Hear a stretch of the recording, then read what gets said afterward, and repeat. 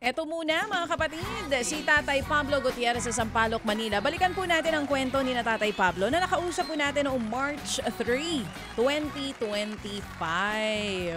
Meron po silang latest update sa atin pero quick na information lang tungkol po sa pamilya ni Tatay Pablo. Si Tatay Pablo po ay 64 years old at masipag na taxi driver.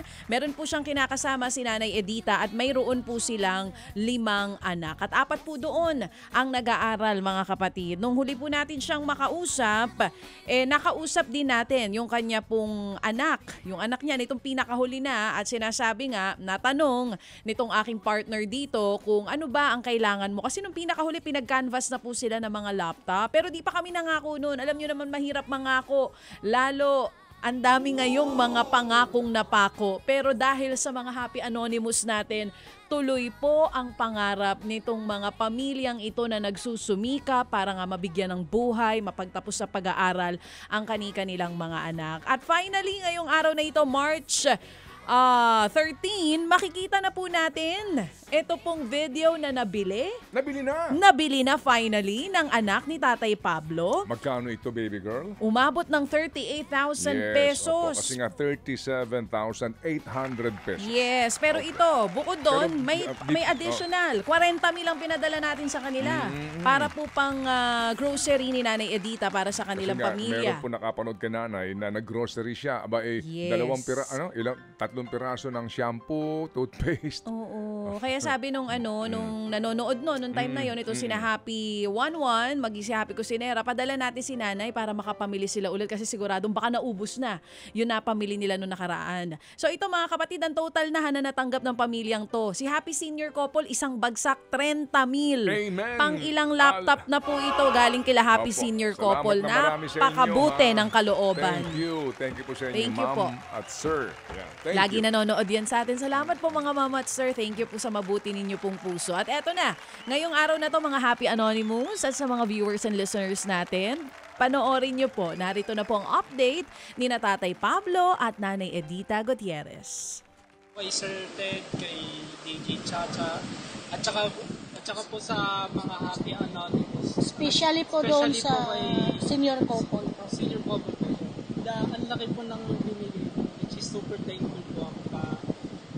Kayo po yung rason kung bakit po na-reach po yung mataas na goal. Na-bless po ako ngayong araw. In my whole life, ang laki ng reward na po ito para start the whole year. Thank you po. At saka, ito po yung laptop na pinili ni Mama, which is 38,000. Yun na. Ulit, Sir Ted, Ma'am DJ, nagpapasalamat po yung buong pamilya ko. Thank you po sa programa nyo na sana po tumagal pa, lalong tumagal, at saka, tama yun, para lalo pong marami kayong matulungan. At saka sa totoo lang po, especially din po pala sa senior couple, thank you po kasi yun nga, sila po yung may malaking ambag. Thank you po ulit. Ito po yung kapartner ko po. Rohan. Sir Ted, thank you. And to all the happy donors, to all the Happy Anonymous, especially po kay senior couple, thank you so much. Ayan. Ito mismo. Ito yung resibo. Oo. Tago nyo yan kasi yan din po Ang yung laki inyong ng magiging tax. warranty. It's 37,995. yung pala yung 37,995 pesos. Alright, so kami po, regardless po, dito po sa naiambag ng bawat isa, ang importante po na pagtagumpayan po natin ang mission na ito. Kasi nga, nakita rin po ng ating mga manonood, ng ating mga Happy Anonymous, ang sinseridad nitong pamilya ni Tatay Pablo. Alright, so Pablito, kung nakikinig ka ngayon, ha, pagbutihin mo lalong pag-aaral mo, okay, maging huwarang ka sa iyong mga kapatid. Amen. Gamitin mo yan, ha? Ang laptop na yan para sa ikauunlad mo sa pag-aaral at maging example ka, maging huwarang ka ng iyong mga kapatid. At mag-iingat ka, iho, ha, sa kalsada. Pag bitbit mo yan, huwag mo yan ipangalandakan dahil yan ay magiging mitya atensyon yan ng mga masasamang loob sa panahon na ito na ang mahal-mahal ng mga gantong uri po ng gamit ng mga kabataan. Balikan lang natin po si Tatay Pablo bilang hindi man po pangwakas pero para lang po sa lahat ng ating tagapakinig na nakikinig po ngayon at yung po iba'y umaasa rin po sa aming tawag. Hindi po natin akalain na ito'y mangyayari. Kasi si Tatay Pablo po tumanggap po muna siya ng ating pauna, baby girl, di ba, na magkanong halaga? 5,200. Opo, nadagdagan lang po yun nga sa ating pakikipag-usap sa kanya. Yes. Dahil nga sa kanyang paghahanap buhay bilang isang taxi driver. At 64. At 64 years old. 64 po. Sige. Tatay Pablo, maganda umaga po muli. Sir Ted, good morning po. Asa kayo ngayon, tatay? Nasa Julia Vargas, Sir Ted. Itatabi ko po yung sasakyan ko. Meron ka bang pasahero ngayon? Ay, kababa lang po, sir, ng Manila Westin Hotel. Okay. Oo nga, meron diyang Westin. Nakita ko, may Westin pala dito. Kahapon kasi napadaan ako dyan sa area na Opo, yan. Sa area Julia na yan. Vargas po. Sige, so Tatay Pablo, kayo na mamasada. Boundary na ba kayo? Ay, wala pa, Sir Ted. Ano pa lang, pang-boundary pa lang, sir. Saka pang-panggas, maghanap pa panggas. Sa loob po ng isang araw, ilang oras kayong mamamasada para kayo makapag-uwi ng magkano lang? Sir, usually 12 oras or 14 para may pang-uwi na po. Magkano? Kaya lang, pag hindi na po kaya ng katawan ko, umuwi na lang po ako ng maga, tapos nakikiusap ako sa boss ko kung pwedeng short muna, tapos bayaran ko na lang po yung kulang. Magkano ba ang boundary, tatay? 800, sir. 800. Opo. Sa loob ng isang araw, magkano naman ang naiuwi mo kapag maganda ang pasada?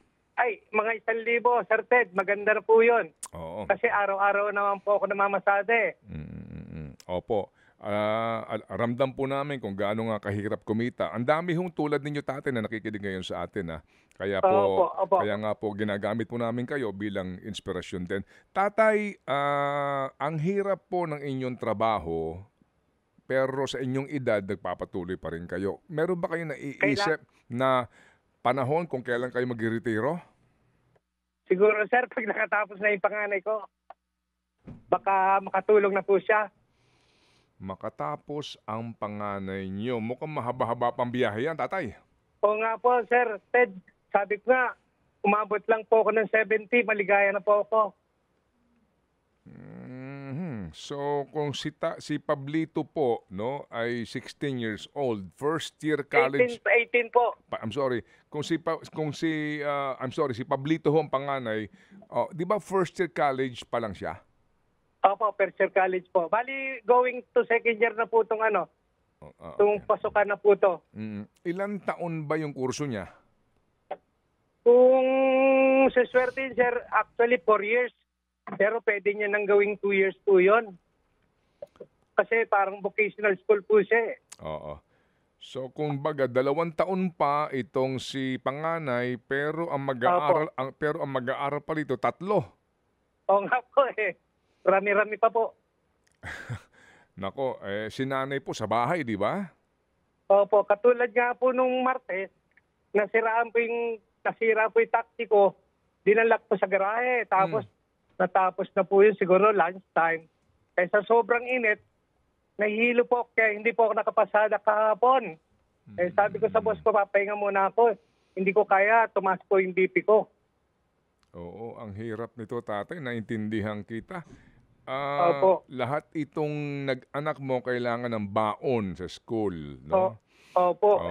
Yung pamasahe naman po, wala pong problema. Walking distance lang po.